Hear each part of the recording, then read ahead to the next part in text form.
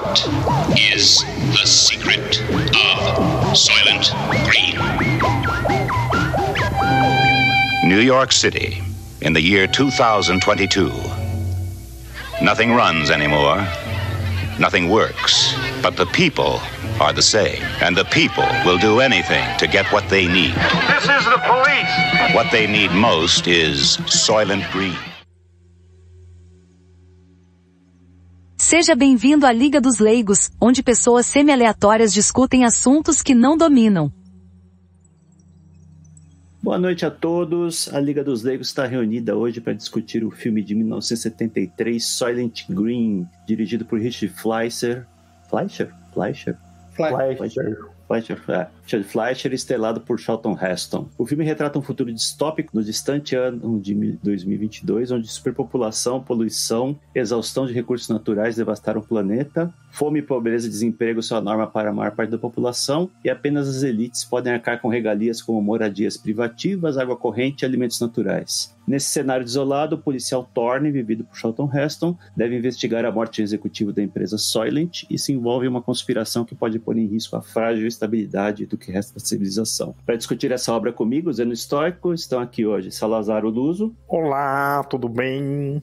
Jusilé Encanador. Olá, meu povo e minha pova. E Pepe Peripatético. Alô, boa noite. Boa noite a todos, meus amigos. Eu indiquei a obra aqui, então deixa eu fazer uma pequena introdução. Na verdade, o motivo pelo qual eu indiquei é muito simples, né? Esse filme aqui de 73 está prestes a completar 50 anos, né, de lançamento, mas a gente vê alguns assuntos que ele aborda diariamente no noticiário, né? Controle populacional, a gente vê celebridades dizendo que não vão ter o segundo ou terceiro filho por causa do planeta, estão preocupados com o planeta, escassez de alimentos, a gente vê toda semana aí algum órgão de imprensa falando que no futuro a gente vai comer insetos e outras aberrações parecidas. Então, o filme, apesar de estar datado, né, o filme tem uma estética um tanto quanto antiga, né, ele lembra filmes dos anos 60, um filme já um ar um tanto antigo, mas os tópicos que ele aborda estão aqui no nosso dia a dia, né? Então, acho que vale a pena a gente visitar porque que esses assuntos estão há tanto tempo aqui ainda em discussão. Eu preparei duas perguntas aqui para orientar a discussão. A primeira é, por que as elites ainda se preocupam com superpopulação se a maioria dos países ricos hoje tem o problema oposto, ou seja, falta de gente, tendo que importar população através de migração, né? E o segundo, muitos recursos foram dados como à beira do colapso, à beira do esgotamento no passado, como o petróleo, por exemplo. Todo mundo falava que no ano 2000 não ia ter mais petróleo disponível. Será que a gente deve se preocupar com esse tipo de problema? Ou a gente pode contar com a engenhosidade humana para criar alternativas, né? Sempre vamos encontrar novas formas de produzir recursos, melhorar os métodos produtivos ou encontrar alternativas. Será que esse é um assunto que a gente devia se preocupar? Quem gostaria de começar aí? Eu acho que o filme traz aí questões que, mais uma vez, né, a gente já discutiu isso no passado, sobre como as elites tentam manobrar o discurso, a política, até as relações humanas para atingir certos objetivos, né? Então, essa retórica de explosão populacional, ela já não é nova. A gente nem pretende aqui, acho que, falar sobre as origens disso, mas é uma preocupação, por exemplo, que todos nós que nascemos por volta dos anos 70, 80, até 60, crescemos com isso martelando nas nossas cabeças, né? Nas aulas. Era muito comum falar sobre explosão populacional e hoje no Ocidente o que a gente vê é o contrário, né? As pessoas não têm filhos, elas estão focando na carreira, né? A gente já discutiu isso também e no entanto as elites parecem obcecadas ainda com esse controle populacional. Existia um livro nos anos 60, acho que foi nos anos 60, né, que foi muito influente, falando sobre explosão populacional, né, que o mundo caminhava para um ponto de não retorno, né. A abertura do livro, o livro The Population Bomb, do Paul Ehrlich, que depois teve inclusive um cargo na Casa Branca na eleição Obama, se eu não me engano, mas a abertura do livro era: a batalha para alimentar a humanidade está perdida, não importa quais esforços nós façamos, embarquemos agora dos anos 70 e 80, dezenas, centenas de milhões de pessoas morreram de fome. Vamos puxar aqui. Isso daqui é o malthusianismo, né? Malthus lá especulou no século XVIII, 1798. Finalzinho do século XVIII, isso. Que a produção de alimentos ia crescer num ritmo muito menor que o crescimento populacional, então o destino da humanidade ia passar fome. Ele falou que ia ser o crescimento era aritmético, né, da progressão aritmética dos alimentos e geométrica da população, né, assim, mas sem nenhuma evidência para isso, né, o Zeno, ele simplesmente afirmou isso. Jogou. Muito bem, E esse assunto, mais de 200 anos aí, que essa especulação está sendo feita, não foi comprovada, mas continuamos achando que dando isso como verdade, né? A despeito das melhoras todas de cultivo, da revolução agrícola que aconteceu desde o final do século XIX, mas principalmente no 20. Durante o período do Population Bomb, teve mais revolução agrícola ainda, que, por exemplo, no caso brasileiro, que o Cerrado mesmo não produzia nada de alimentos, virou uma região que abastece o mundo todo hoje com produtos daqui, ainda que a maior parte dele seja destinada a porcos chineses, né? E você tem cada vez mais, assim, gente produzindo mais com menos. A pecuária brasileira extensiva ainda produz pouco? Talvez, mas isso daí não é um modelo que seja impossível de reverter, e mesmo as pesquisas da Embrapa, de tantos outros órgãos por aí, estão provando que Malthus e esse cabeção aí dos anos 60, cara, eles meio que estão por fora, né? Só para... O nome do livro do Paul Ehrlich é The Population Bomb. Isso, The Population Bomb. Publicado em 1968. 68. Então, o Jusilei, você falou que era para alimentar porcos chineses e os suínos também, né? Também, né? File under aí, por favor. Então, mas o negócio que é interessante, né? Acho que não tem jeito, porque o filme, na verdade, é uma fantasia, uma projeção neomalthusiana, né? Aí eu até diferencio um pouco o Malthus originalmente dos neomalthusianos. A gente falou do Paul Ehrlich. Ele é neomalthusiano na medida em que ele entende que, não obstante o fato de você ter vários avanços científicos que possam permitir o crescimento da produção de alimentos, ele ainda insiste na necessidade de controle populacional. Eu acho que esse é o grande ponto dos neomalthusianos. Eu lembro que Malthus originalmente tinha duas ele imaginava que a população seria controlada, como é que ele tinha métodos positivos, punitivos e positivos, né? Os positivos seriam coisas como tentar manter o controle de natalidade, mas nesse caso, na época dele, né, no final do século XIX, seria por aumentar a idade média de casamento, e haveriam positivos que seriam como punitivos, que seriam como guerras e fome. O Paul Ehrlich, né, imaginava, na verdade, que a questão do birth control, do controle de natalidade, seria feito por métodos artificiais. Eu acho que são duas grandes diferenciações.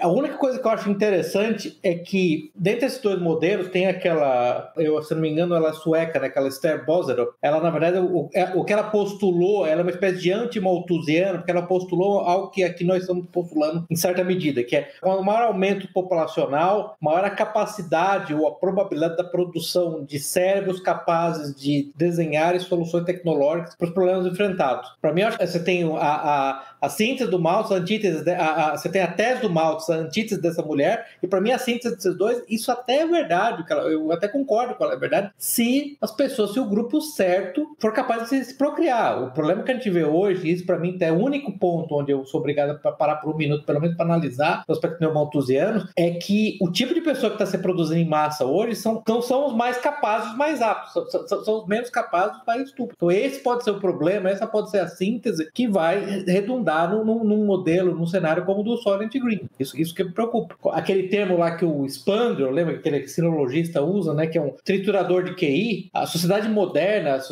capitalista, hipercompetitiva, capitalismo financeiro monopolista, ele é um triturador de QI, né, especialmente para mulheres. Né? Então vai ser esse para mim que eu posso ser interessante. Tem um filme meio maldito, meio difícil de achar hoje em dia, que é aquele Idiocracy, né? Do Mike Judge, né? Mike Judge o Beavis e Butthead. Ele é um filme que foi meio sabotado pelo estúdio, hoje você não encontra lugar nenhum, né? Mas fala isso, né? Por causa das implicações politicamente incorretas dele, né? Mas pra mim esse é o grande ponto, porque se você for voltar, a gente sempre fala daquele gráfico, né? Depois eu até vou colocar, quando a gente finalmente fizer as notas do episódio, aquele gráfico do Steve Saylor, né? Que é o gráfico lá, que ele fala que é o gráfico mais importante do mundo, que é a projeção da ONU para a população para 2100. Na verdade, nós estamos falando de... Eu tô até olhando o gráfico aqui agora. A população da Europa por volta de 500 milhões. Um pouquinho mais de 500 milhões, 700 milhões. A população da Ásia por volta de 1 bilhão. E a população da África por 4 bilhões. Então é 500 milhões, 1 bilhão e 4 bilhões. O grande problema que eu acho que ninguém aborda é a questão da África, né? É realmente fora de controle, especialmente em certas regiões da África, né? Sim. Wakanda, né? Wakanda é um problema. Então, é o problema, né? Então, não tem Wakanda, né? E você não vê,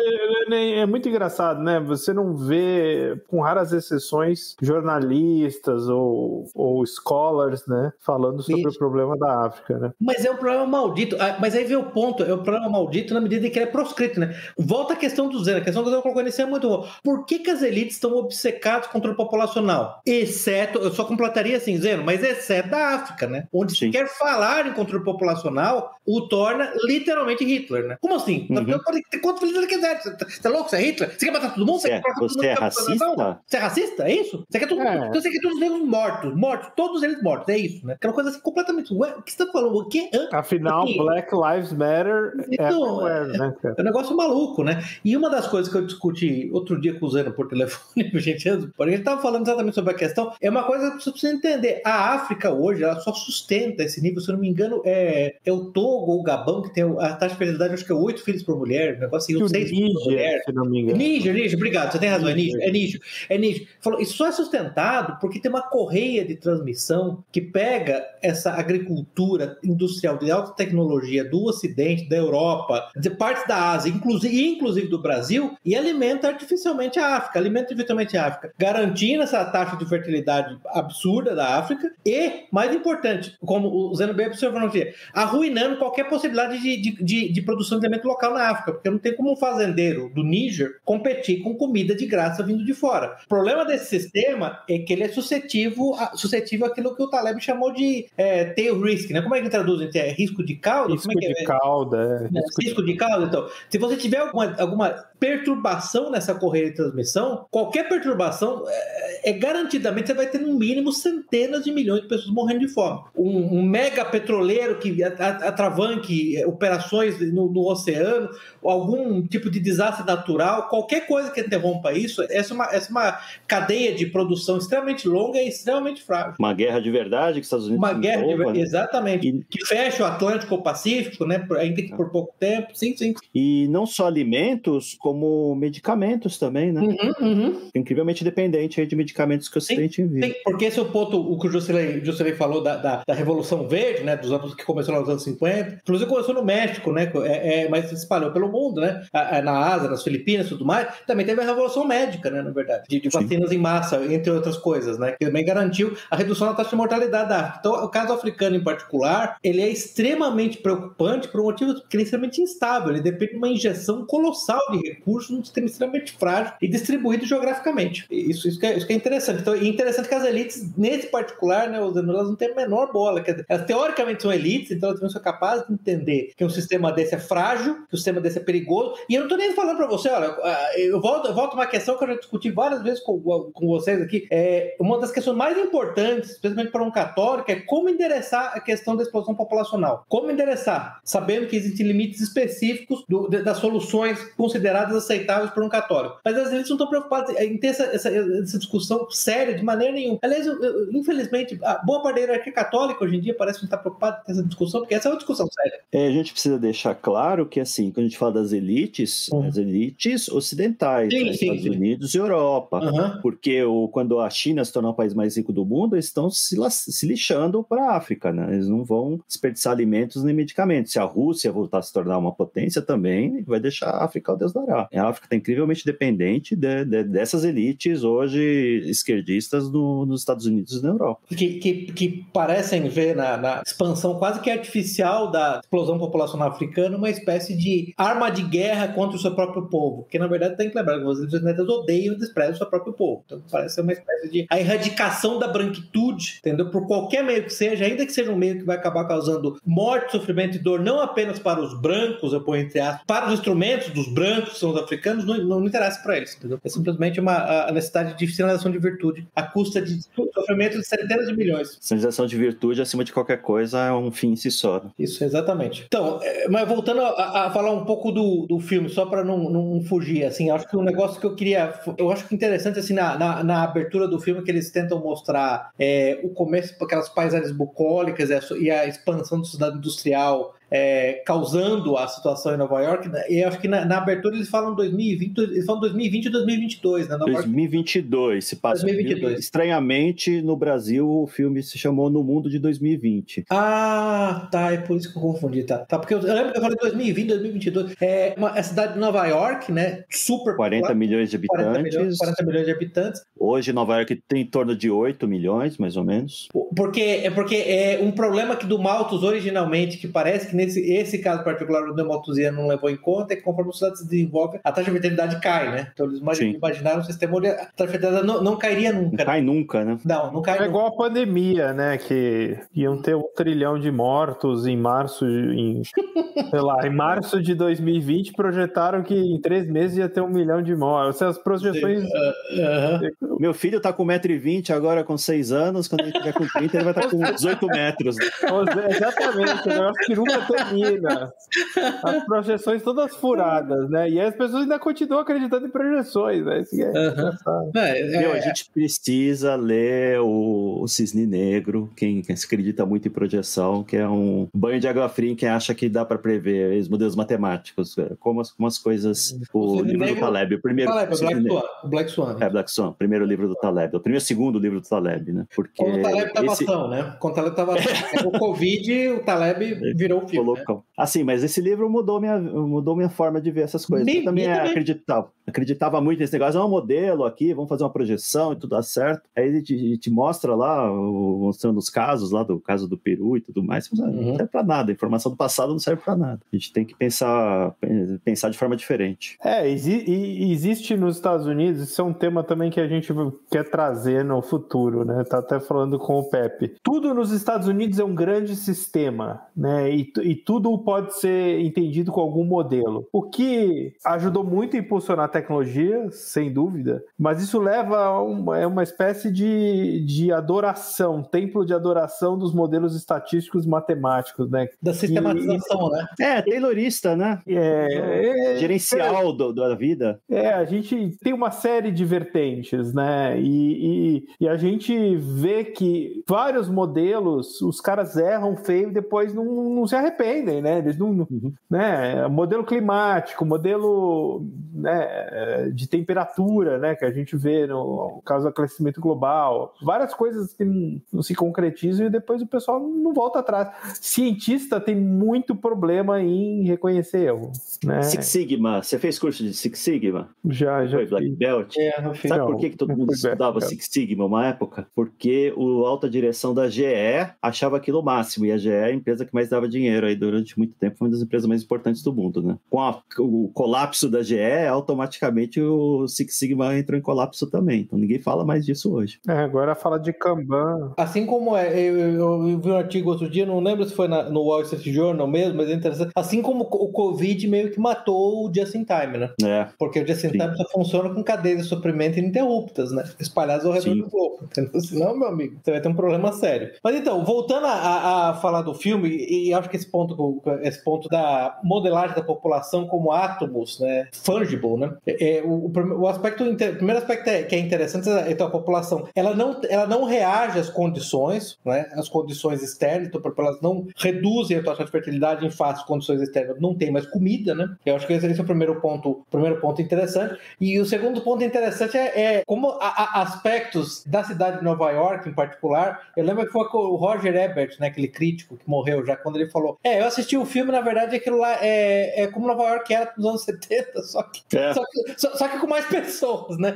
Como é frágil a estrutura que mantém uma cidade daquele tamanho cosmopolita funcionando, né? E como quando ela cai, rapidamente você vê que um aspecto, ela vira uma espécie de anarcotirania, né? Isso que é interessante. Aquele termo que o Samuel Francis cunhou, né? Samuel Francis, um filósofo americano, ele escreveu em 1980, 70, no final dos 70, que é a ideia básica da anarcotirania. É um Estado que é fraco, é um Estado incompetente, mas ele tem uma coletânea de leis impossíveis de cumprir. Então, na verdade, ele é opressivo com aqueles que seguem a lei. Eu vou dar um exemplo aqui, imediatamente as pessoas vão lembrar, né? É o fiscal que vai lá soldar a porta do estabelecimento comercial pro coitado do comerciante não trabalhar porque tem Covid, mas não se atreve a entrar na favela para impedir que traficantes façam uma festança com aglomeração de 5 mil pessoas. Então, esse é o modelo. Então é interessante que claramente uma cidade narcotirânica, né? A cidade de Nova York, naquele estado. Não sei se vocês lembram, o protagonista é um policial. Você lembra que quando ele vai falar com o tenente dele lá, uma hora o tenente fala para ele: por que você está trabalhando tanto para resolver esse caso? Só hoje eu recebi mais 137 notificações de homicídios que também não vão ser resolvidos. É um descaso quase brasileiro, né? Sim, o que é fascinante é a incapacidade de fazer a função básica, né? E ao mesmo tempo patrulhar as pessoas por exemplo, quando eles têm aquele tumulto por conta de comida. Eu tenho certeza que o Salazar tem vários comentários a fazer sobre uma cena muito ridícula. Não é uma espécie de retroescavadeira que eles estavam usando para coletar as pessoas. Um caminhão de lixo, né? É um caminhão de lixo. E aliás, são os únicos veículos em movimento no filme. Você não vê nenhum carro andando para lugar nenhum. O máximo, o carro é dormitório para uma parte da superpopulação. Ou então eles pegam os pneus para fazer sapatos. Tem alguns carros que estão sem pneus ali. E isso é uma coisa que eu gostei do filme, porque é aquele princípio de storytelling que é show don't tell, né? Ninguém fala nada, o petróleo no mundo acabou, então ninguém mais consegue ter carro. Às vezes você consegue deduzir isso pelo cenário, né? Que eles mandam um monte de carro parado, as pessoas dormindo dentro do carro. Isso eu achei uma vantagem. A indústria cinematográfica hoje já confia menos, né? Então tem aquela narrativa em off explicando tudo. Então aconteceu isso, aí aconteceu aquilo. O filme em si não tem nenhuma explicação, né? Te joga lá no mundo e você entende lá o que é importante pelos personagens discutem entre si. O máximo que tem é o velhinho lá que praticamente era um ex-acadêmico que virou uma espécie de pescador da polícia, lá o Sol, né? Como é que é o nome daquele ator mesmo? Zé Noé Ura, ele inclusive foi o último filme dele, se eu não me engano, né? Ele morreu na sequência, né? Ele morreu logo. Joseph Cotten. Não, é o Edward Robinson. Edward J. Robinson, sim. Então, a única pessoa que talvez no filme faça alguma exposição, mas ela faz ampassão, ela faz de maneira bem natural, é o Sol, né? O cara que mora com o protagonista do filme, o detetive, que é interpretado pelo Charlton Heston, quando ele fala, mas eles tinham que envenenar a água, comida, as grandes mentes científicas tinham que envenenar a comida, bem num tom de lamento, né? Ele não tem aquelas perguntas positivas que eu concordo que realmente modernamente parecem presumir que a pessoa que está assistindo o filme é retardada mental, né? Então isso foi realmente bem interessante, foi bem natural. O próprio momento onde fica claro que a substância lá que eles faziam, o Soylent Green, que eles propagandeavam ser feito de algas, ela estava acabando, eles só mostram os livros, aqueles livros com relatório oceanográfico de 2014 a 2019, já que o filme é 2022, né? Isso eu acho isso é um ponto bem interessante. Embora ali você já começa a deduzir, ele dá alguns elementos para você deduzir, mas de novo, de maneira bem natural, contando história. Sim, a Liga dos Leigos não dará spoiler nesse ponto, caro ouvinte, mas basicamente os relatórios dizem que a situação dos oceanos está na pior. Então, diziam que o Soylent Green era feito de algas, e ele não é feito de algas. O que foi? Descubra. Você não sabe essa altura, o filme tem 50 anos, você não sabe. Assista ao filme. Aliás, você sabe como é que eu consegui assistir ao filme? Fui procurar ele, achei que eu ia ter que ir pra Deep Web, pra Torrent, alguma coisa assim, porque eu não achei em nenhuma plataforma de streaming, nem nada do tipo. Locadora de DVD é um negócio que já não existe mais nessa distopia de 2021, né? E um dia, procurando no Google, eu achei no canal do Henri Cristo no Dailymotion. Com legendas em português de Portugal. Isso é distópico. É meio difícil achar o filme mesmo muito fácil, não. Esse filme é um filme até meio cult, a verdade. Mas assim, ele não é cult. Eu acho que ele no Brasil ele não decolou como um filme cult como nos Estados Unidos. Não sei, a impressão que eu tenho é que não é muita gente que conhece aqui. Ele decolou, na verdade, ele decolou na grande febre ecologista do final dos anos 70, lá do Sierra Club, do Paul Ehrlich, da Population Bomb, né? O Salazar, foi naquele momento, né? Ele decolou, né? Eu acho que sim, porque assim, aí é complicado até de falar, porque faz tanto tempo, né? Mas assim, recentemente não havia nenhuma referência aqui no Brasil como sendo um grande... Porque assim, qual que é o filme cult aqui no Brasil, por exemplo? É Laranja Mecânica, né? Que são filmes que foram... Acho que Laranja Mecânica foi proibido no Brasil, então teve esse negócio. Mas Soylent Green, acho que não. Acho que não é um filme aqui no Brasil que se discute muito. Pelo menos eu lia muita crítica. Quando eu lia jornal, isso já faz muitos anos, eu lia muita crítica de jornal, de caderno de artes e entretenimento, e eu nunca tinha ouvido falar do Soylent Green. Eu ouvia falar dele na televisão, nesses canais por assinatura, já muitos anos depois. Então eu não acho que aqui no Brasil esse filme foi... Talvez nos anos 70 tenha sido diferente, mas depois ele meio que sumiu, assim. Eu assisti na TV aberta muitos anos atrás. Realmente hoje é meio difícil de encontrar nos streaming da vida. É um filme... E assim, é um filme... É complicado, porque olhar hoje, que nem o Zeno falou no começo, ele é muito datado, ele pode ter os maneirismos dos anos 60. É difícil de ver, né? É tipo aquele da cabeça voadora lá, como é que é o nome? Zardoz. É legal porque é esquisitão, assim. Mas... Ele veio também no embalo de uma série de filmes, vários filmes de ficção científica, assim, com essa temática ou de ecológico, distópico, contra a explosão populacional. Tem aquele Logan's Run, né, que as pessoas fazem 30 anos, são executadas. Tinha um outro que chamava Silent Running, filme chatíssimo, nossa, muito chato, que as florestas do mundo foram colocadas umas espaçonaves lá, não tinha mais floresta na Terra. Tinha um outro que eu assisti, que eu não lembrava o nome, chama ZPG, Zero Population Growth, que as pessoas são proibidas de terem filhos, aí tem um casal que resolve quebrar a lei e ter um filho. Foge com o filho, né, eu não lembro. Eles fogem lá do país. E as pessoas, para não suprir a necessidade, eles têm uns bebês robôs lá, umas coisas muito esquisitas. Então tinha vários filmes nessa pegada, né, nessa época. Mad Max 2 também. O que é interessante você falar dessa colheita de filmes dos anos 70, né, distópicos, porque na verdade os anos 60 foi uma colheita de livros, né, com o mesmo tema, né? O próprio Soylent Green veio daquele livro, o Make Room do Harry Harrison, que a propósito, odiou o filme, tá? O Harry Harrison falou que nunca vai deixar o Hollywood adaptar nenhum filme dele, né? Eu li o resumo do livro, tem muito pouco a ver, né? Uma coisa com a outra, acho que pegam só alguns termos, assim, acho que nem o nome dos personagens é o mesmo. A Shur, lá, a garota, lá, a prostituta é o mesmo nome. Prostituta não, a Mobília. A Mobília. Aquele The Wanting Seed, do Anthony Burgess, também é dessa época. As elites, inclusive, acabam virando canibais, né? Elas têm guerras onde as pessoas se matam e depois elas efetivamente se alimentam de carne humana. Tem aquele Stand on Zanzibar também, John Brune, também de 68, também com o mesmo tema. Então é interessante que já foi essa renovação do neomalthusianismo, que mais ou menos na década de 50, que é o Malthus original. O Malthus fez as previsões apocalípticas dele durante a Revolução Industrial, e quando vários equipamentos, como por exemplo o semeador puxado a cavalo, estavam causando já impactos efetivos na produção de alimentos positivos, e o neomalthusianismo na década de 50 começou junto com a Revolução Verde, né? E aí na esteira vieram esses livros e aí os filmes. É muito engraçado. E com o anticoncepcional, né? Bem lembrado, o anticoncepcional, que foi um fator assim, absolutamente decisivo. Hoje é o principal fator de desarmar essa bomba populacional, né? Pelo menos nos países ricos. Né?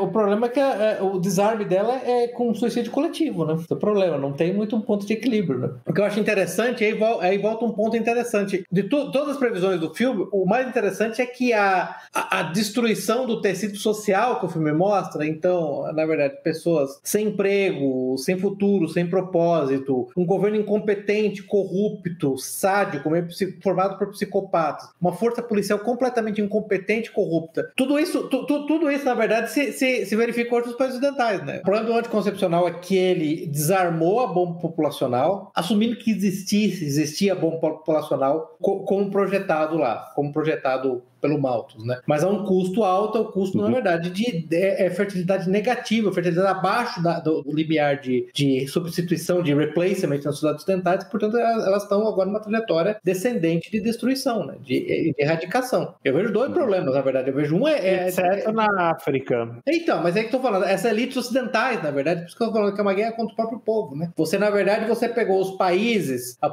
populações que construíram as sociedades industriais mais avançadas e sofisticadas, que realmente foram capazes de projetar soluções para problemas tecnológicos de restrição de recursos de alimentos, e este grupamento humano é que restringiu a sua reprodução, não o resto, né? Ou seja, o mundo está na mão dos africanos. Boa sorte, galera. Assim, aquela velha máxima, de novo, voltando ao Spandler, né? A sociedade tecnológica, a sociedade, digamos assim, tecnológica asiática é o Japão. A sociedade tecnológica europeia é a Alemanha. Qual que é a sociedade tecnológica africana? Wakanda. Ah, tá. Ok. Qual a sociedade tecnológica africana que existe no mundo real? Você está dizendo que o Wakanda não existe? Era a África do Sul, até eles decidirem também acabar cometendo suicídio. A África do Sul era europeia. Europeia, né? Esse que é o ponto. Salazar, eu até faço questão de deixar claro, já tive, não vou dizer briga, mas já sustentei o ponto. Os Boers, né? Os colonos europeus da África do Sul, eles chegaram lá antes dos Zulus. Eles tinham até mais direito de estar lá que os próprios Zulus. Chegaram depois deles. Poucas pessoas lembram disso. Mas os Zulus, eles não são originais da África do Sul. Eles se moveram para a África do Sul e trucidaram a população nativa. Os bosquímanos e outros afins, outros grupos humanos da África do Sul. Né? Então, apesar de não serem originalmente da África, certamente os colonos africanos, Boers e europeus em geral tinham até mais direito de estar lá, mas eu concordo com você que não são. Não foi essa a minha pergunta. Né? A pergunta foi qual é a sociedade autóctone de alta tecnologia da África. Né? Pois é, da América do Sul. Egito Antigo? Da América do Sul, perfeito. Vai voltar o quê? Egito Antigo? É isso? Passou um pouco de tempo já, né? Então, esse que é o grande problema, né? O método recomendado pelos neomalthusianos de restrição da fertilidade, ele tem efeitos colaterais terríveis, né? É uma espécie de quimioterapia para a raça humana inteira. Veja, de novo, o ponto desculpa, só para fazer esse ponto que a pessoa precisa lembrar. Eu insisto que a introdução da pílula, a introdução do progresso tecnológico no Ocidente, ele foi um triturador de QI. O que eu quero dizer com isso? Há evidência suficiente, consistente, que um determinante fundamental do QI advém da mãe. Só que no modelo corrente, uma mulher de alto QI, ela é recompensada financeiramente com o Estado para não se reproduzir. Portanto, nós temos uma situação, eu não estava aqui presente no episódio do Gattaca, quando você falar uma situação, em vez de ser eugênica, nós temos uma situação disgênica. Então, não apenas o Ocidente está eliminando a sua população, como ele está garantindo que nesse caminho para baixo, a qualidade geral da população, ao menos do que é medido em termos de QI, ainda seja o menor possível, né? O que a gente tem que ter em mente é que equilíbrio, soma zero não existe, né? Não tem como você manter a população estável. Sim. Ela está crescendo, está diminuindo. Sim, e ao mesmo tempo também, uma sociedade em ascensão tecnológica como a China está tendo que rever sua política de natalidade, que ficou estagnada e restrita a um filho por casal durante muito tempo, que propiciou várias ausências de crianças com registro, as crianças sem registro, fora também todo tipo de monstruosidades, os quais eu não vou me deter aqui, mas simplesmente é o seguinte, depois de 40, 50 anos de uma política dessas, que se eu não me engano remonta aos anos 70, a coisa deu errado. A China tem hoje um problema de desbalanceamento, né, dos gêneros, tem mais homens que mulheres, porque as famílias tendiam a preferir ter filhos homens, né, e como a China é avessa à imigração, eles têm um problema aí no futuro próximo de ter muito mais homens que mulheres. O crescimento populacional deve ser afetado também. Resta saber se a China vai ser uma reprise do Japão ou não. Eu acho que não. Eu acho que eles vão, de alguma forma, de corrigir esse caminho. E no caso do desequilíbrio de gênero também, o lugar onde isso é mais observado, até mais forte do que na China, é na Índia. Lá, além de ter questões inclusive questões geográficas e de castas, você tem uma série de outros impeditivos, assim, que não se limitam ao governo determinando que vai ser um filho só. E lá o desequilíbrio é bem maior que o da China ainda. Tu diz o de gênero, um homem e mulher. Mas não no existe caso da China, gênero. faltam mulheres. E o Jusilei, que é o nosso pulsófono, um caso curioso, embora isso esteja se diminuindo, é a Rússia, na verdade, o desequilíbrio é de mais mulheres do que homens, né?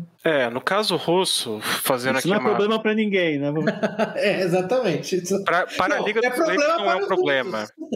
Sim, mas no caso russo, o problema vai mais longe ainda, porque nos anos 20, já com a liberação do divórcio sem culpa e pouco depois com a liberação do aborto também, isso, somado ao problema da Segunda Guerra Mundial, que deixou na União Soviética como um todo 26 milhões de mortos, e um número de 10 milhões de mulheres a mais do que homens na União Soviética, a isso se somou o que o stalinismo fez de bom pelo país, né? De forma que o Pepe até me passou um dado uma vez assustador de que a quantidade de abortos na União Soviética superou a de nascimentos vivos desde 1956 ou 57 até 2007. Isso só foi revertido depois de alguns anos no governo Putin, já quando começou, já no começo do governo Putin, a uma política que francamente estimulava a natalidade, ainda está tentando fazer isso, está tendo dificuldades para tanto. Você tem lá, por exemplo, se você tem 3 filhos, você ganha uma medalha do governo, se você tem 6 filhos, ganha um outro título lá de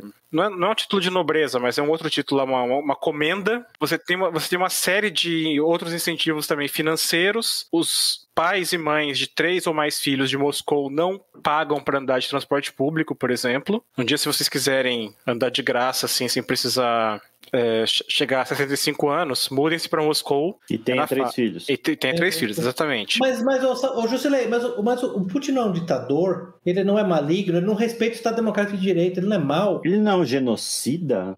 Genocida é a palavra da moda. Ele é homofóbico? Porque a direita brasileira está muito preocupada com quem é homofóbico, entendeu? É muito sério isso, entendeu? Bom, isso aí um dia, a Liga dos Leigos ainda tratará da Rússia putinista, talvez.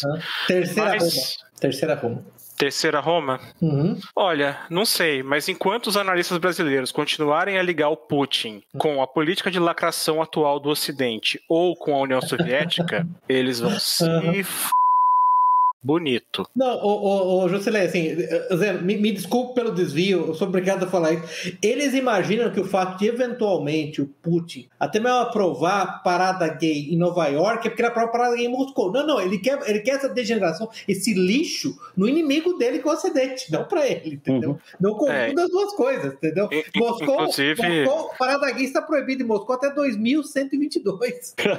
A Rússia tem uma lei pesada quanto a propaganda LGBT, ou sei lá o nome que você queira dar isso, que promova isso como sendo uma coisa natural. E, além disso, no ano passado teve uma reforma constitucional bem interessante por lá, que eles aprovaram mais de 80 emendas à Constituição de 93, que nunca tinha sido emendada, e uma das emendas é o princípio de Fábio Júnior, né? A gente é o que é, homem ou mulher, e casamento é entre um homem e uma mulher. Ponto. Isso foi aprovado pela população. Isso está na Constituição Russa desde 2020. Mas, Zé, só voltando, pode parecer um desvio, mas não é não, porque isso ajuda para mim a endereçar a pergunta que você fez inicialmente.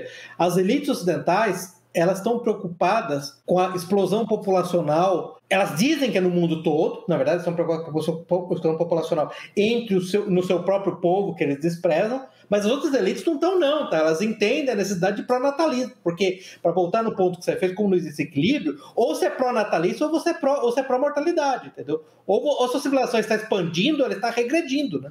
Então, na verdade, o que você está dizendo é que essas elites ficam falando que não podemos ter filho para não se preocupar, para salvar o planeta. Na verdade, o que eles querem é exterminar o próprio povo. Sim. No longo prazo. Em vez de mandar todo mundo para o campo de concentração, eles vão garantir que eles não tenham herdeiros e que venha um povo imigrante de outro lugar lá para tomar o lugar deles. Por quê? Você vai purgar o mundo do pecado original, que é a branquitude, entendeu? Que é o supremacista branco, né? Supremacista branco. Tudo surge nos Estados Unidos com a ideia de que os Estados Unidos é uma uma força do mal, e a partir daí esses raciocínios se desenvolvem, né? De, pô, se os brancos americanos são uma força do mal, o povo americano inerentemente mal, né? É inerente mal, então é claro que eles não devem se reproduzir e por aí diante. Mas então esse é o aspecto fascinante do neomalthusianismo, tá? É impressionante a quantidade de material que está sendo produzido nesse tom lá nos Estados Unidos, né? O projeto do New York Times lá dizendo que os Estados Unidos foi fundado para manter a escravidão e não sei mais o que, e supremacia. O grande problema dos Estados Unidos hoje são supremacistas brancos, sabe? Coisas totalmente desligadas da realidade, mas sendo vendidas para a população, vendidas para os estudantes, vendidas em escolas, como sendo fatos. Dado o estado atual dos Estados Unidos, eu vou confessar que eu já discordei disso, mas eu começo a concordar de que os Estados Unidos é uma força do mal. Não, Pepe, olha, coisa louca. Pepe é você.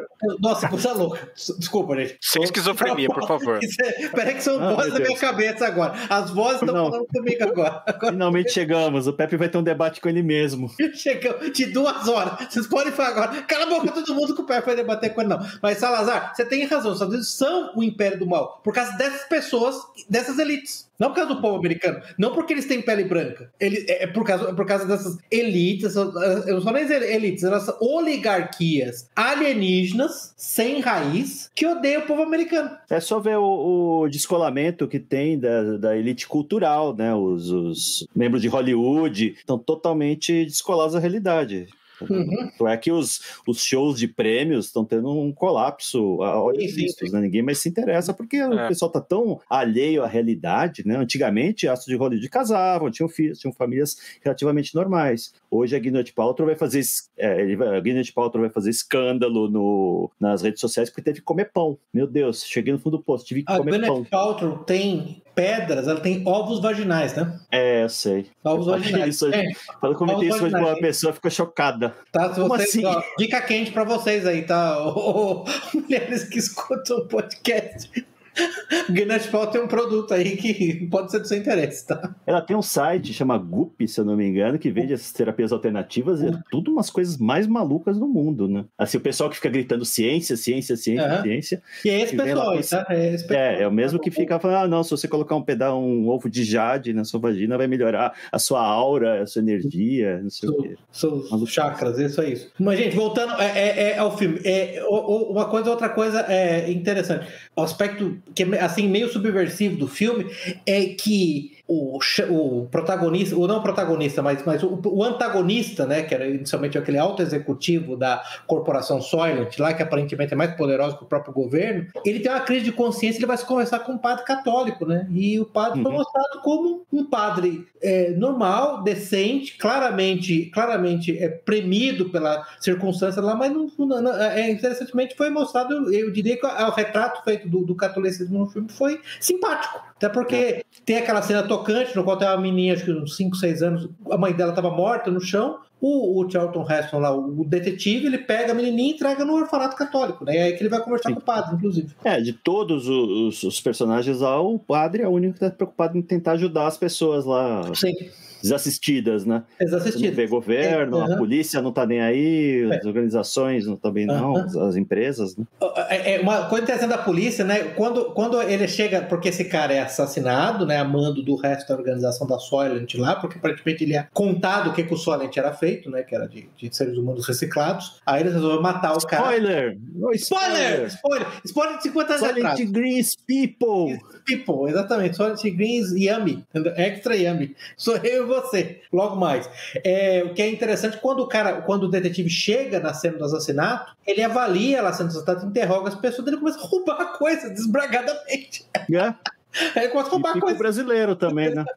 PM do Rio, né? Entendeu? Ele não tem acesso a frutas, porque as elites, só as elites têm acesso a frutas. Ele chegou na casa do membro da elite, manda todo mundo embora, começa a roubar fruta, rouba uísque, rouba um monte de coisa. Sabonete. Uma peça de alcatra. Era alcatra, né? Acho que era alcatra, sabonete. Não sei se é uma peça de alcatra. Eu tô dominando o corte que não é feito dramático, mas é uma carne genérica. Maminha. E o que é interessante, depois quando ele tá falando com o detetive que é comandante do distrito lá, o cara ainda perguntou, o que você pegou? Ele falou, tudo que eu consigo colocar a mão. Ou seja, era o modo operante normal da polícia de Nova York em 2022, esse futuro distópico. Que provavelmente está muito distante. Eu não sei. Gelé de morango, né? Também, né? Gelé de morango. Não, gelé de morango foi na casa do outro cara, né? Que eu acho que ele foi, na casa do capanga lá do guarda-costas. Ele não rouba gelé, ele rouba colher, que tava lambuzada de gelé, coloca no bolso. Depois, não sei quantas horas, dá pro amigo dele lá experimentar. Ó, vê isso aqui. Eu acho que um aspecto também interessante que a gente não abordou ainda é do suicídio assistido, né? Sim.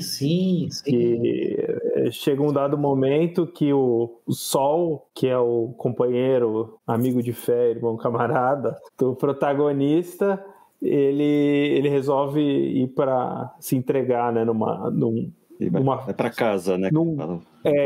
Isso. Num centro de eutanásia. Ele vai no centro de eutanásia. Ele já é um senhor idoso, já, né? Ele lembra do mundo como era antes. O personagem Charlton Heston, apesar de ter na meia-idade, já não tem lembrança do mundo pré-crise, seja lá como for. Então estava sendo muito difícil para ele, resolve lá e tem toda uma cerimônia de eutanásia lá.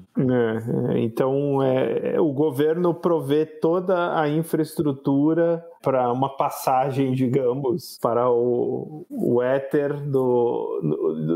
dos cidadãos, né? Então qualquer um pode ir lá, né? É um centro, o cara vai lá, aí ele se registra, os funcionários todos de branco, se não me engano, né? Recebem o cara e colocam ele numa câmera para ele ter o suicídio assistido. Ele põe umas imagens lá, né? O cara vê, tem uma música de como o mundo era antes. A Sexta do Beethoven. Na minha opinião, a cena mais comovente do filme, né? Que o Salazar é comovente, inclusive, porque por saber que foi a última cena do Edward Robinson, né? Foi o último filme que ele fez, aquela foi a última cena dele. Ele tava com essa terminal. Mas o Salazar, um negócio interessante, né? Porque logo na abertura do filme, por exemplo, eu fico falando o Charlton Heston, você lembra eu fico falando, eu esqueci o nome do detetive, do personagem. Thorne, obrigado, Thorne. Então, o Thorne, na hora que para chegar no apartamento dele, ele passa por uma escada cheia de gente dormindo, bebê chorando, aquela coisa horrível, né? Pessoas dormindo em escadas, um negócio claramente bem estilizado. E as cidades são cheias de pessoas, assim, não só dormindo nas ruas, como pessoas mortas nas ruas, né? Nova York. O interessante é que o único lugar que você vê com ar-condicionado perfeitamente bem operado é o centro de eutanásia, né? Nesse momento você, assim, já começa, quem não sabe o final do filme, já sabe que ali tem, né? Porque aquilo, o governo, ao criar esses centros de suicídio, você vê que o cuidado que ele tem e é uma sociedade que se beneficia, independentemente do final do filme, descobrir o que é o Silent Green, mas ela se beneficia desse ciclo, né? De que as pessoas, elas têm que morrer para dar espaço pro resto, né, da população, né? Em algum momento ele fala lá que tem 40 milhões de pessoas em Nova York e 20 milhões estão desempregadas, né? Então, dependendo da assistência do governo, que recebe basicamente os biscoitos lá de Soylent. Tem o Soylent Green, o Yellow, que é feito de soja, e o vermelho, sabe Deus do que é feito, né? Isso, é uma espécie de Doritos de seres humanos, assim. Então, basicamente, ele está eliminando despesa, né? Mas o que é curioso nessa história da eutanásia é que hoje já tem incentivo à eutanásia, inclusive de pessoas jovens, né? Eu sei que tem um caso famoso, acho que na Bélgica, de uma adolescente que sofreu eutanásia autorizada por médico porque ela tinha depressão. Não sei se vocês pegaram essa notícia. Sim. A Bélgica e a Holanda, em particular, estão na linha de frente dessa nova atividade, né? Impressionante. São as duas legislações mais liberais do mundo. Aliás, liberais usadas no modelo correto, né? Como deveria ser usado. E é engraçado, né, que na Europa você tem um declínio populacional. Você não teria todos os incentivos contrários para isso, né? Mas, é um desejo de morrer mesmo. Mas volta com o nosso episódio do Theodor Kaczynski, né? Do Nabokov, né? Não, ou o Theodor Kaczynski também, né? A vida que é uma luta constante, ela acaba não valendo a pena ser vivida, mas a vida sem luta nenhuma também acaba não valendo a pena ser vivida. Sim. Esse é o grande problema dos europeus, né? Para voltar lá no modelo lá do Spengler, do Oswald Spengler, do Declínio do Oeste, né? A Europa, a civilização ocidental, ela está no seu inverno, no seu fim, né? Então, no fundo, é a preocupação dela, viu, Zé? Aí volta a obsessão dela com outra razão para a obsessão dela com a questão da população populacional é uma população que tá no seu inverno, no seu fim, né? No seu momento final, tá indo embora da história. Só né? pega exemplos ruins, né? Esse exemplo que você falou, Holanda e Bélgica, França e Inglaterra estão recebendo lá migração maciça de islâmicos, estão fazendo o diabo lá com a própria população, a Islândia está exterminando lá os síndrome de Down, abortando todo mundo. Então, não tem nenhum exemplo positivo, né? Não. Terrível. Não tem. Exemplo positivo na Europa? Ocidental. Espasmodicamente a Itália tenta alguma coisa, mas não é um negócio que tenha continuidade. Polônia, talvez, tem o ocidental, Polônia. Né? Não, ocidental, gente. Vai, eu sou Polônia ocidental, não vamos forçar a barra, vai. Pra lá de Viena não rola. Polônia e Hungria não é ocidental. E a Itália, não obstante da Itália ser based, red pilled, a fertilidade da Itália, a última vez que eu vi, era 1.3, 1.4. Sim, continua no nível catastrófico mesmo. Não chegaram nesse ponto, mas isso aí, se na próxima eleição, por exemplo, o Matteo Salvini voltar ao cargo de primeiro-ministro, que ele exercia na prática, apesar de não ser o primeiro-ministro no papel, pode ser que você tenha uma retomada dessas políticas, mas aí vai depender de ele ganhar a eleição e de uma série de outros fatores também. E pro que a Europa realmente precisa, é muito pouco. É um arranjo muito estável. Viktor Frankl nele. Pois é, mas esse é o ponto, né? Voltando à pergunta que você fez, eu não tinha pensado nessa pergunta que você fez inicialmente sobre ele, mas assim, o Bruce Charlton, e agora Bruce Charlton, a gente sempre fala dele aqui, né? Que era sempre a mesma história. Mesma história. Charlton, é o Bruce. Eu não sei, eu vou ligar pra ele. Eu acho que vamos convidar ele pro podcast. É a única condição. Vamos ter que convidar, vamos ter que entrevistar ele. Ele tem um ponto muito bom sobre as elites. Lembra-se que ele era aquele ateísta que virou depois um cristão devoto, né?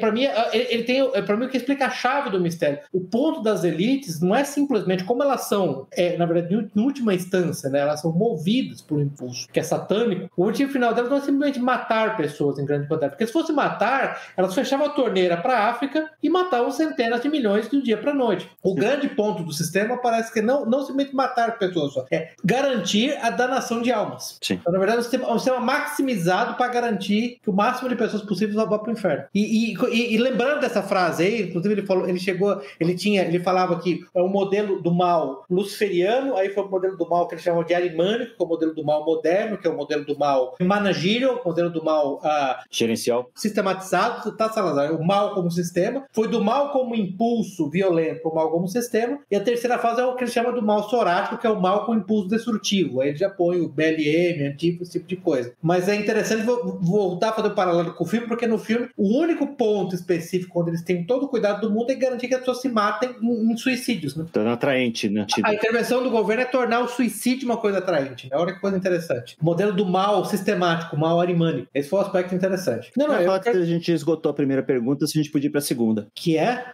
Então, duas perguntas é muito para lembrar, cara. Esgotamento dos recursos lá, falou que o petróleo, tá, sendo esgotado. Se isso é uma coisa que a gente devia se preocupar ou não. Então, eu acho que essa é a grande divergência. Assim. Eu não vou nem que eu tenho talvez com você. Certamente tenho com boa parte da própria direita. Porque eu acho que sim, tem que se preocupar sim. Eu acho que a gente, voltando lá no Joseph Tainter, lá no colapso das cidades complexas, a verdade é que nós estamos chegando em certos limites específicos da física básica, no qual, se você não está sendo incapaz de fazer recurso, está tornando esse recurso extremamente frágil, extremamente suscetível a choques, né? A impacto. Eu lembro um número simples, por exemplo. A verdade é que a indústria de alimentos depende fundamentalmente, por uma série de motivos, da indústria petrolífera. Inclusive, aquele processo no Anheuser-Busch de extração do nitrogênio do ar, né? Que depende de gás natural, né? As máquinas industriais, os tratores, as coletoras, combinadoras, elas dependem não só de petróleo para rodar, depende de óleo lubrificante para que todos os equipamentos funcionem, né? E um exemplo é, por exemplo, no caso do petróleo, hoje, originalmente, sei lá, no começo do século XIX, você extrai mais ou menos, de um barril de petróleo para extrair 10, hoje você precisa de 5 para extrair 10. Então, há certos limites, sim, que nós estamos atingindo. Então, há uma preocupação real. Todo mundo aqui deve lembrar daquele cara que é o John Michael Greer, né, que escreveu vários livros, um deles que é o principal, que eu acho muito divertido, é aquele sofra o colapso agora e evite o trânsito, né? No fundo, em inglês é collapse now and avoid the rush, onde ele faz esse ponto que, enquanto a verdade, que o Paul Ehrlich estava errado, o Paul Ehrlich, na verdade, é uma história do bufão, ele falou, existe uma série de características inerentes de fragilidade no modelo industrial para sustentar. A gente está falando, no caso, de 10 bilhões de pessoas, agora não estamos em 7, 8, né? 10 bilhões de pessoas. Então, assim, há razão para preocupação, sim. Uma das coisas interessantes do filme, você lembra que não tinha energia elétrica, né? As pessoas, na verdade, tinham aquelas bicicletas, os caras ficavam rodando para alimentar bateriazinhas, né? Sim, totalmente, não é confiável, né? O maior exemplo é um evento aparentemente isolado, né? Que foi o canal, aquele navio que foi encalhado no canal do Suez. Pânico que foi, né? Porque, assim, foi um negócio simples. O que aconteceu? Eu não entendi o que você falou. Um navio ficou preso no canal de Suez. Ele empacou. Ninguém conseguia passar no canal de Suez. Ficou atravessado.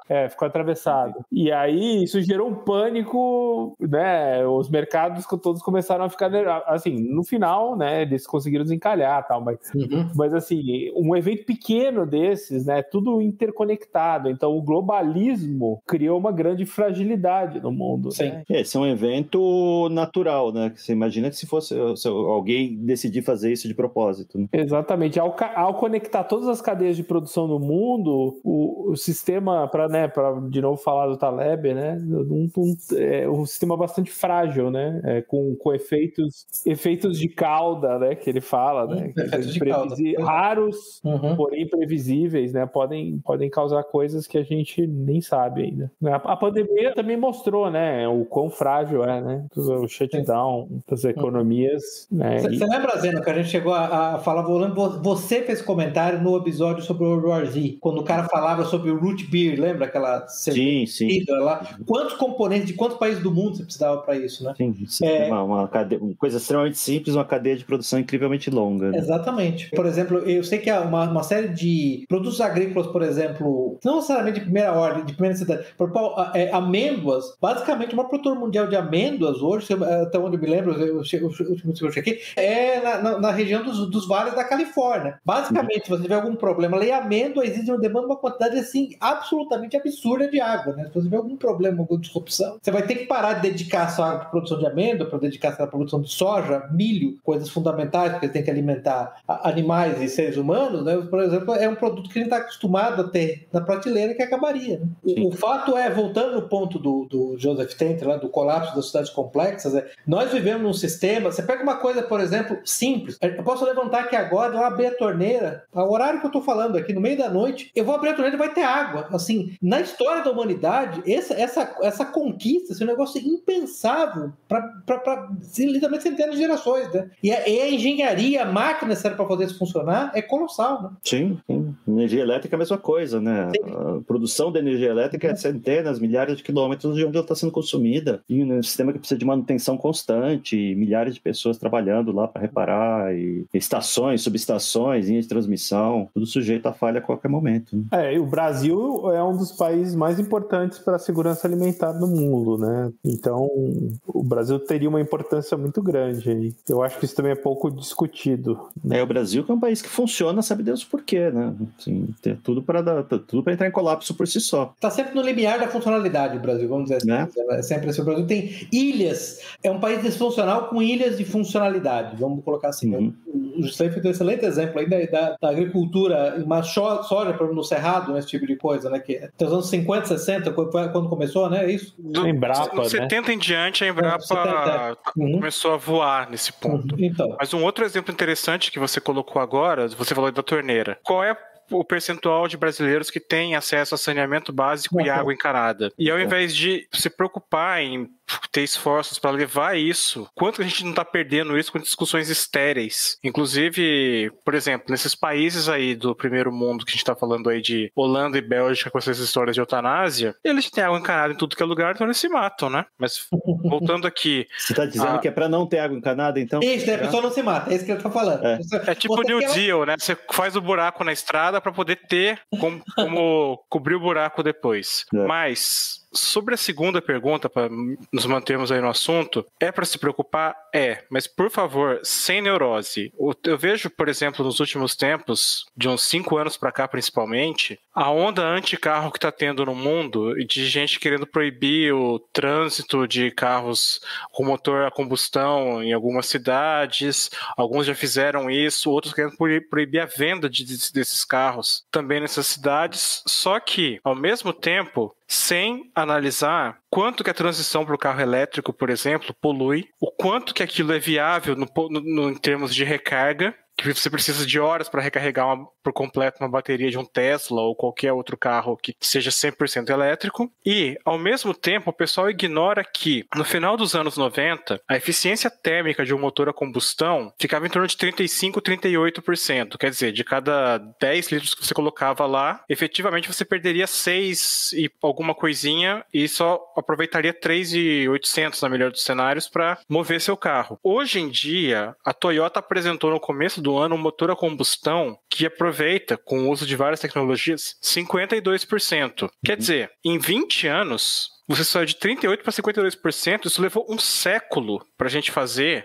antes disso. De 1890 até 1990, por exemplo, você foi de 10 para 20 e poucos, depois para 30, e agora o pessoal simplesmente fala, não pode, de jeito nenhum. Então você está fazendo uma troca que eu ainda acho que é duvidosa, querendo matar artificialmente, querendo fazer ciência por decreto, e nesse ponto, para mim, essa preocupação é uma neurose quando passa de um certo limite.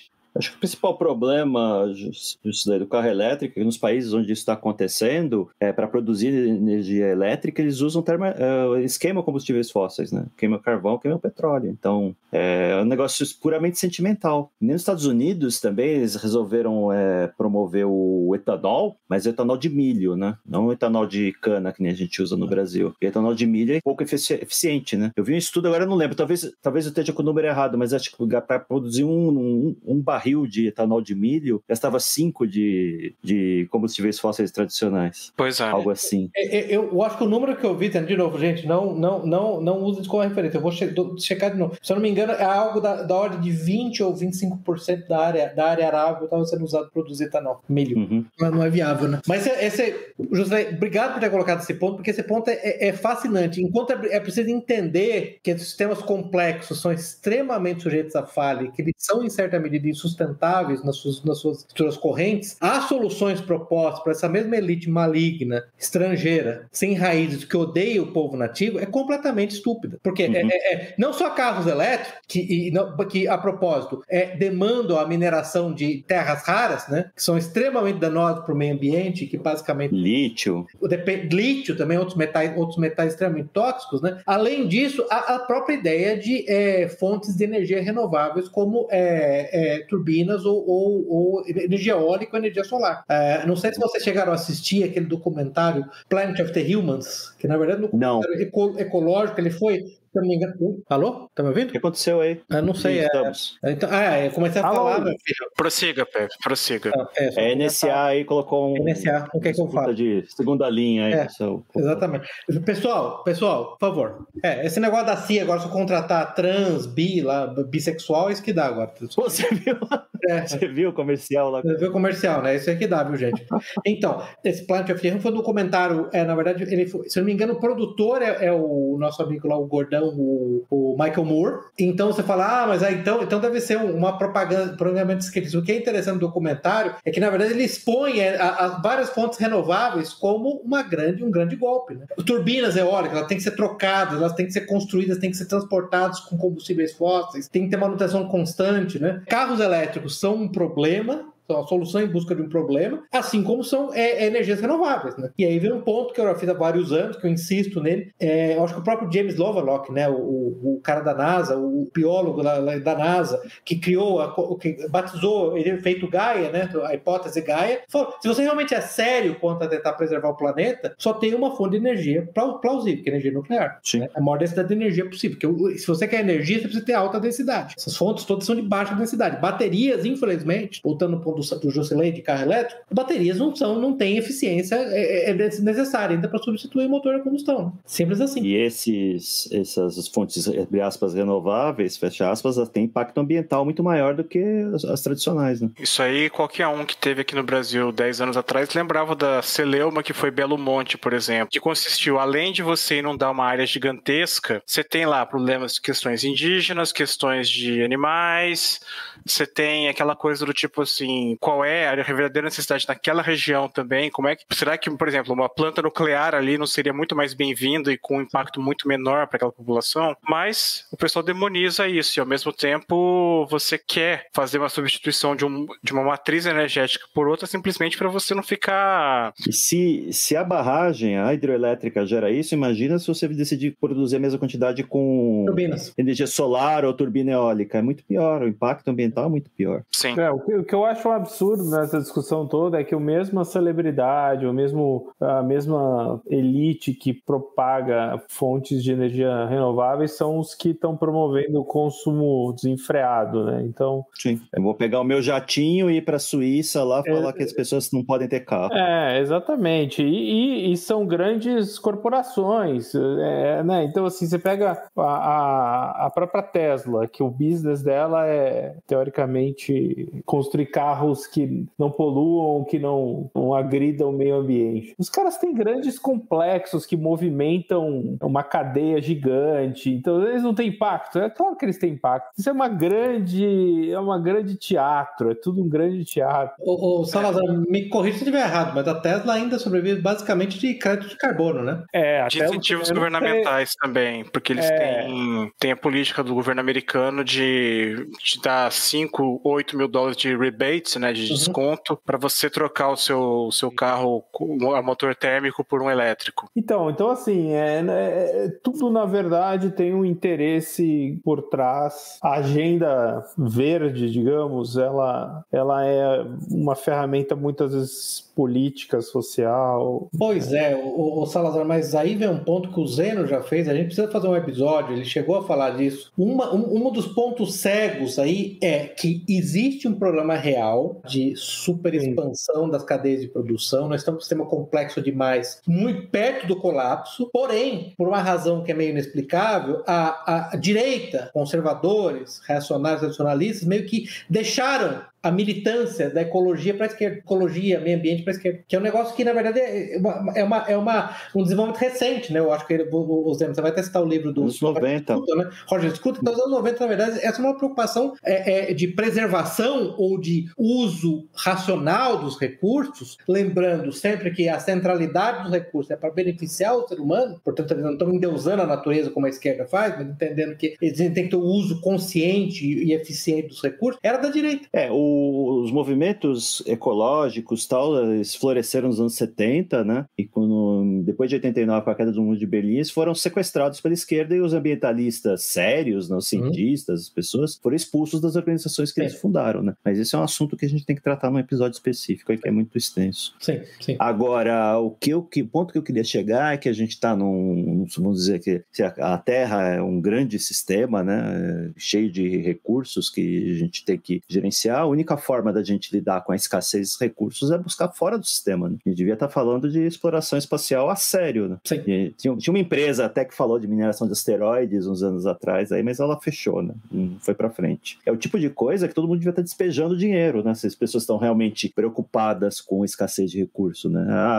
Sei lá, níquel, lítio, berílio, você quer tá preocupado com a escassez dele na Terra, vão ter que procurar um asteroide que tenha isso e trazer ele pra cá. De alguma forma. Mas aí o ponto que o Juscelino começou a fazer e o Salazar terminou fazendo. Eles dizem que estão preocupados, eles não estão preocupados. Na verdade, eles estão fazendo isso com virtude, eles têm um impulso emocional. E a única solução que eles podem melhorar das suas mentes embrutecidas, pretecidas, é o quê? É a restrição populacional, mas das pessoas próximas a eles, e não de africanos. É esse o único modelo. Olha, o Expander, de novo, lembrando lá do Centrologista Expander, ele tem um ponto que é interessante, eu insisto com você que é a pergunta do século, né? É a pergunta do milênio. Como resolver a questão da limitação de recursos? Porque se você não está disposto a fazer o que eu, Pepe, e o Zene estão falando, que é expansão para outros planetas, então a outra alternativa é alguma forma de eugenia negativa. O que nós temos de eugenia negativa? Eugenia negativa é aquela na qual você tem que eliminar os grupamentos humanos menos capazes. Ele, por exemplo, sendo um sinologista, né, sendo na verdade um sinófilo, né, adora a China, a proposta dele é realmente a eliminação de grupamentos humanos menos capazes. E o ponto dele, a lógica dele é difícil de argumentar com ela. Nós temos que combater o resultado, mas a lógica dele é difícil de argumentar. Ele falou, olha, se as populações mais estúpidas continuarem se reproduzindo em massas e as mais inteligentes começarem a decrescer, a gente vai chegar a um ponto no qual o QI médio vai cair tanto que vai ter um colapso civilizacional, porque, como a gente mesmo falou aqui, a cadeia de energia, de água, de luz, ela depende de um sistema complexo de manutenção. Se você não tiver uma população de pelo menos um QI médio de 100, você não mantém esse sistema funcionando, certo? Quando ele cair, você... Ah, não, mas agora a civilização caiu e eu vou ter que reconstruir a civilização do zero. O ponto dele é todas as formas de energia abundantes, disponíveis para fazer uma revolução industrial já foram consumidas. O período no qual você podia escavar 10 metros e achar carvão no interior da Inglaterra já acabou. Você não vai conseguir fazer nada com isso de novo. Portanto, o ponto dele é que você vai condenar a raça humana a viver numa idade do bronze para sempre. O petróleo, por exemplo, hoje você está tendo que ter tecnologia sofisticadíssima para extrair do fundo do mar, que você não consegue juntar 4 pessoas e fazer isso. Né? Exatamente. Ou do xisto betuminoso, né? Ou do xisto betuminoso. Mais uma vez, a solução parece ser de imediato a energia nuclear, né? Sim, como fonte de energia. Outra coisa também que não é fácil de você manter. Vamos juntar aqui e fazer um reator nuclear. Sim. A energia nuclear exige pessoas altamente qualificadas, né? Pessoas altamente qualificadas e uma cadeia de produção própria, né? Que vai extrair lá, produzir urânio e todas as tecnologias. Mas pela densidade de energia, ela vamos dizer que ela resolveria grande parte do problema energético. Olha, eu até tenho um número aqui, deixa eu falar rapidinho, só para dar pro ouvinte uma ideia. Densidade de energia em megajoules por quilo, tá? Açúcar, 19. Carvão, 24. Gordura, 39. Gasolina, 46. Urânio, 76 milhões. Pois é. Preciso falar mais alguma coisa? E por isso que o Irã tem direito de enriquecer o urânio. Evidentemente. Nós apoiamos a República Islâmica do Irã. A sua busca pela energia pacífica, né? Se por acaso, eu não acredito que eles vão construir armas. Pela independência de energia, entendeu? Eu não acredito. Pobre de fontes energéticas, país pobre sem fontes energéticas, entendeu? Eu não acredito que eles são agressores. Não, eles precisam. No futuro, você vai morder a língua, porque eu tô lendo lá o livro 2034, que fala do confronto futuro lá entre Estados Unidos e China, e quem entra lá para botar ordem na bagunça, quando tá quase evoluindo para uma guerra estratégica nuclear, é a Índia e o Irã, tá? Tá vendo? São os adultos responsáveis da sala. Os responsáveis da sala, é a Índia, exatamente. Jura que não foi o Putin? Não, o Putin entrou para azucrinar lá o negócio, para promover o caos. Porque ele é comunista, ele é homofóbico, Jusilei. Ele mata gays. Ele mata gays, entendeu? Meu Deus, gente, quanta prudência e sofisticação. Esse livro aí do Kurt Schlitter, aquele livro do Kurt Schlitter, é isso? Você tá lendo, 2034? Eu não lembro o nome do autor, deixa eu ver aqui. Ele é coronel. Um ex-militar e um outro cara. Eu acho que é ele. É legal, eu não li ainda esse livro, mas é legal. Mas eu não é brincadeira, eu suporto a iniciativa iraniana de enriquecer. Mas eu suporto a República Islâmica do Irã, eu suporto mesmo, tá? Não tô brincando, eu suporto mesmo, tá? Eles têm todo o direito de ter energia nuclear. Preços do petróleo são muito flutuantes, pô. Sério, não dá. A gente tá falando aqui de segurança alimentar, mas na verdade o importante é a segurança nuclear. Segurança energética, né, Salazar? Vamos falar. É segurança energética. Mas especialmente nuclear. Assim, é energética. É energético. A maneira mais racional de ter segurança energética é nuclear. É só isso, gente. É simples. É A, B. Entendeu? É só isso. Muito bom. Agora, ninguém falou da questão mais importante do filme, que são as furnitures. Entendeu? Alguém quer me explicar as furnitures? Por favor? que elas faziam, gente? O que elas faziam? Elas não ficam no apartamento só, né? É só isso, né? Elas ficavam lá só. Fica lá, faz parte do pacote. As pessoas muito ricas lá que têm direito a ter um apartamento individual, além de ter água corrente, ar-condicionado, que as pessoas das classes mais baixas não têm de jeito nenhum. Vem com uma garota lá, uma mulher jovem, que faz parte do pacote de serviços, que é chamada de mobília, furniture em inglês. É fornication com furniture. Bem, se o filme tivesse sido feito hoje, ia ser uma criança, né? Alguma coisa assim, numa ilha. Não, Salazar, por causa da nada foi provado. Por causa da body positivity, ia ser uma gorda. É uma gorda. Entendeu? Não ia ser um traveco, não? É um traveco gordo. Esse é um traveco gordo. Cadeirante. Cruz credo. Cadeirante. É caolho, exatamente, que é isso que é bonito. O que é interessante do livro, porque no filme, assim, essa prostituta, que é uma prostituta, gente, desculpa chocar as pessoas. Uma concubina. Uma concubina, obrigado, uma concubina, exatamente. A concubina, ela fica disponível lá pro dono do apartamento. O Thorne, lá, o detetive, se apaixona por ela e no final ela declara o amor dela a ele, mas aí como ele vai morrer, ele manda ela ficar lá, não sei o quê. No livro, olha que coisa interessante, ela acaba saindo do apartamento e indo morar com ele e com o velhinho. O Sol. Com o Sol. O que você acha que acontece quando ela chega lá pra morar lá? Depois de 3 dias morando lá com o populacho, sem água, luz, sem carne, sem frutas, ela faz... Vaza. Aí ele termina encontrando ela numa festa de fim de ano na Times Square, virou a concubina de outro ricaço lá. O amor não durou 3 dias sem ar-condicionado, água e luz. Bem consistente com a realidade, né? O filme é interessante, eu diria que ele é bem datado. Tem que gostar de filme velho, né? A gente gosta aqui, eu gosto, né, de filme velho. O que eu acho legal do filme velho é que, sei lá, a qualidade do filme em si, da filmagem, aquele tipo de fotografia, as cores, eu gosto, assim. Eu acho dada a falência criativa de Hollywood, em breve só vai ter filme velho pra assistir, né? É legal, eu acho. Se você queira assistir o Falcão, Soldado Invernal 12, né? Essas maluquices aí, Capitão Marvel 16. Aqueles sets antigos que os caras, eles pintavam, né? O set, pintavam o background lá. É legal isso, eu gosto. Esses filmes novos, pelo amor de Deus. Exceto Duna. Duna vai ser um grande filme. Filme. Aí, ó, Duna vai fracassar. Olha a negação. Olha, o Malthus, é o nosso Malthus. Duna vai fracassar. Cara, Duna... Eu gosto da história também, mas é infilmável. Duna vai fracassar, a Fundação dos Imóveis vai fracassar.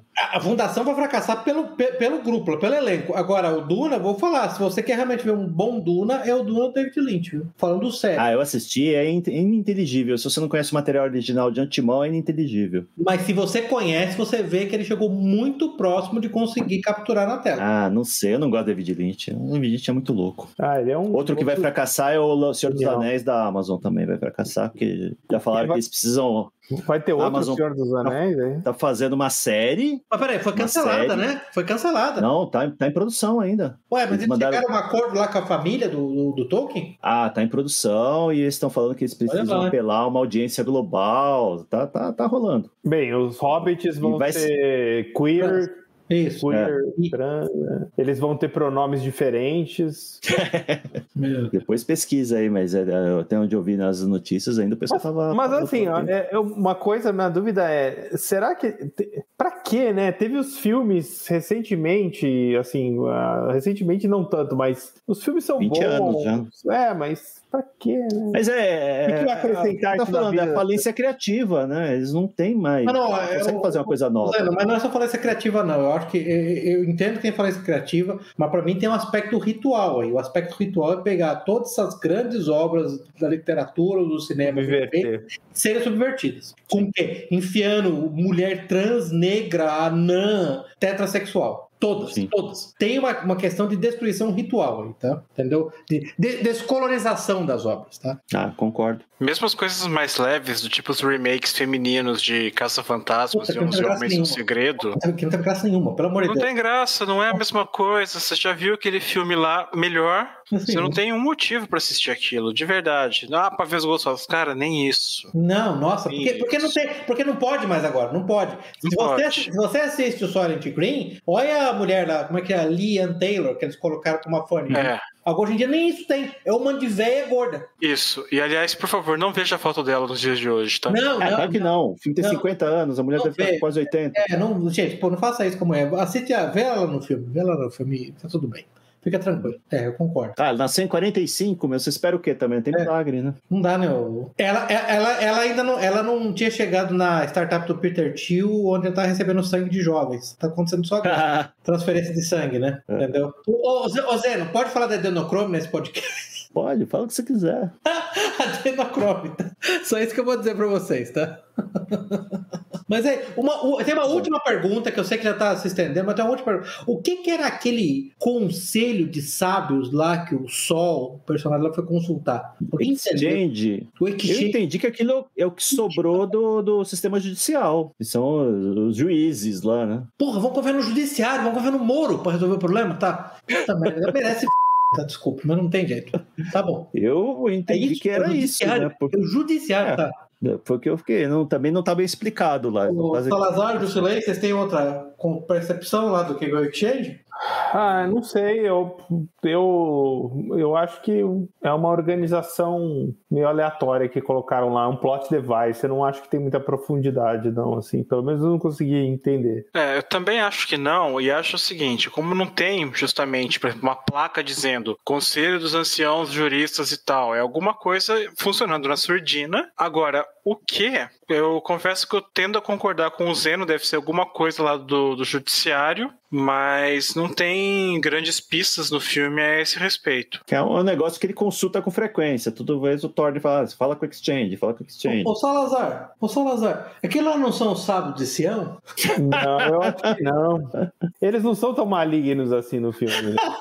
Inclusive, os protocolos são o próximo livro a ser analisado pela Liga, não percam. Não, eu acho que não. Acho que é um plot device. Eu tentei, sinceramente, ver alguma coisa ali mais elaborada, mas não acho que é, não. Aliás, o filme, assim, agora fazer uma crítica, o filme é muito simplório, eu acho, assim. Sim. Aham, tá. O roteiro em si, eu não li o livro, não conheço o livro lá que é baseado, né? Mas o roteiro em si, ele tem basicamente o personagem principal que vive nesse mundo distópico. Ele faz uma investigação muito da mequetrefe lá e acho que ele descobre num livro, né? Que estava na casa do cara, né? Não lembro já porque... Na casa do cara assassinado tinha uma série de relatórios sobre o status da produção de algas no oceano. Então, geralmente esses filmes, eles colocam uma trama elaborada onde tem várias indireções, né? Até o cara chegar na resposta. Não, ele achou um livro lá, ele levou o livro e descobriu o que é. Então, assim, é muito simplório, eu acho. Não... Zé, se eu não me engano, na época o filme foi caro ainda, né? O Flash já gastou um dinheirão pro filme. Não, esse cara, ele fez filmes interessantes da nossa infância, né? 20 mil léguas submarinas, aquele filme Uma Viagem Fantástica, os caras entram no corpo humano. Eu adorava quando era criança esse filme. Viagem Fantástica eu gostava muito também, é verdade. Só que ele fez depois um monte de filme. Ele fez um filme, eu tava vendo isso até pro podcast. Ele fez um filme que era um tie-in para patrocínio de saco de lixo. Caramba! Caraca! É um dos últimos filmes, se não for o último filme dele, que tinha uma trama, mas tinha lá dentro uma promoção de saco de lixo. É uma coisa assim, nem parece verdade, mas pode procurar. O nome do filme é $1 Million, não sei das quantas. É o último, eu tava vendo aqui a filmografia dele, é o último. $1 Million Mystery. Tem um tie-in para uma promoção de saco de lixo, cara. $1 Million Mystery. Coitado. Mas ele fez Conan também, Red Sonja. Então ele fazia filmes assim, aleatórios. A impressão que eu tive desse, eu não conheço muito esse cineasta, tá? Mas que ele fez alguns filmes lá nos anos 50 até os anos 60, início dos anos 70 de alguma relevância, depois ele só fez Tora, tá aqui, ó, 1970. Salazar, mas eu devo falar uma coisa bem séria pra você, viu? O saco de lixo Glad, que ele fez a promoção, melhor saco de lixo que eu já usei na minha vida, tá? Espetacular. Eu usei pra você do podcast, tá? Olha... eu tava vendo a filmografia dele, aí eu vi isso, aí eu tive que fazer um double take, assim, sabe quando você fala, não é isso, não pode ser, eu tô entendendo errado. Aí eu vi... Alguém vandalizou a página da Wikipedia dele, não é possível. Aí eu vi o negócio do saco de lixo. Pô, meu saco de lixo Glad, ó. Excelente. E vários filmes dele perderam dinheiro. Claro. O que é incrível como ele ganhava dinheiro. Talvez é porque ele era perto de algum grupo especial, assim, não sei. Pode ser. É uma característica, né, dele, né? E eles se ajudam muito, né? Esse menino, entendeu? Esse rapaz. Esse pessoal desse grupo aí. Muito bom. Tem raízes? Sem raízes. Ele fez muita merda, mas ele fez filmes interessantes, né? Pô, esse Viagem Fantástica é um filme meio clássico, assim, né? De que eles viajam no corpo humano. Putz, eu adorava esse filme quando era criança. Eu também gostava bastante desse filme aí. Teve um remake que feito, acho que nos anos 80, foi uma porcaria, mas esse eu gostava. Mas é isso, passava na sessão da tarde. Silent Green, na verdade, o que é Silent Green, na verdade? É você. Silent Green's People. É a banha dos artistas de Hollywood. É a banha da Kim Kardashian. Credo. É isso que é Silent Green. Então tem um suprimento infinito aí, né? Mais ou menos. Se fosse a Lola Aronovich, aí seria infinito, né? Mas aí seria intragável também, né? Não sei, eles põem flavoring, né? Muito bom, pessoal. Vamos encerrando aqui, então. Vou me despedindo, Zeno Estoico. Pepe. Boa noite. Jusilei. Até a próxima, senhoras e senhores. Salazar. Até a próxima, documentário na próxima sobre grande líder. Abraço a todos, até a próxima. Encerramos aqui nosso episódio de hoje. Links para os livros, filmes e artigos citados durante a discussão estão no site da Liga. Assine o feed para ser informado automaticamente quando novos episódios estiverem disponíveis. Apoie o trabalho da Liga dos Leigos. Deixe o seu comentário, sugestão ou avaliação no site da Liga ou na sua plataforma favorita. Agradecemos a audiência.